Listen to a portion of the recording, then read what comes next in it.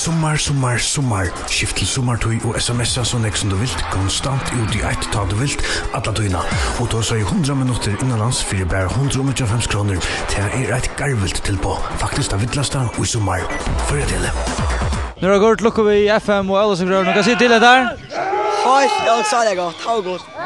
Det är bästa som man kunde inte säga. Har du vant av under åren där? Nej, alltså vant, ja. Nej, det tar inte säga nå. Vad ska vi vinna då? Ja, vi vånar ju att jag vinner, men det var spännande vi såg något. Det var. Men det var då att han faktiskt alla vägen det fängde ju skuld att för ända sport. Vad var det som hände chatten?